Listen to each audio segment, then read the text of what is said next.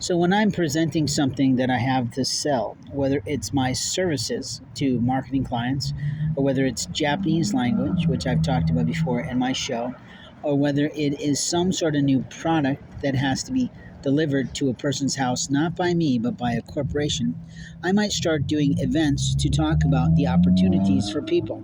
And as I do that, I'm going to give them good old fashioned comment cards. Now, when I was traveling through the American continent with the Midwest in my automobile, that was a business vehicle that they should have never taken from me, I actually was using the old fashioned way of 3 by 5 cards and building addresses of horse farms. But somebody monkeyed with that whole system and took everything out of order. So I lost the states that were and cities in which they were in because somebody messed with that. I didn't like that. And I was doing it the old fashioned way, just with 3 by 5 index cards.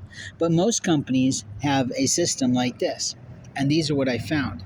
Now, it's not exactly how I designed the card, but I've designed my own cards for almost every system I've had and for clients as well. This is a customer card where you get the name, the address, the phone number, the email address. And if it was me in today's society, I'd be adding, of course, all the social media spaces that they could possibly have connections on here. So I get a sense of what my clients are like. And if they don't have it, there might be a little NA box at the end, or simply saying no or something for kids who don't know what an NA means, not applicable.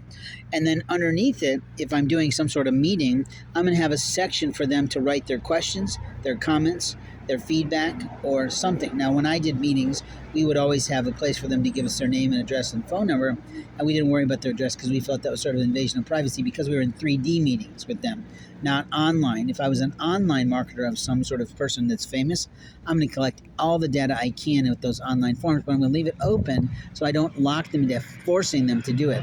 We just encourage them to do it, and they usually do it.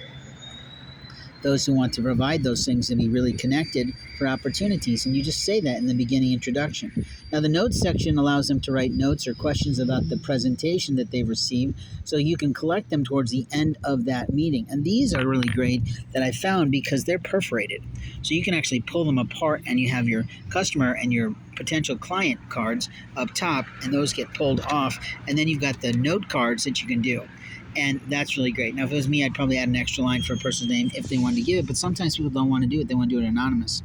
Now, further down, there's a bunch of wasted space, but that happens. And that also gives them a place to make any other additional things they want to, draw notes, whatever, I don't know.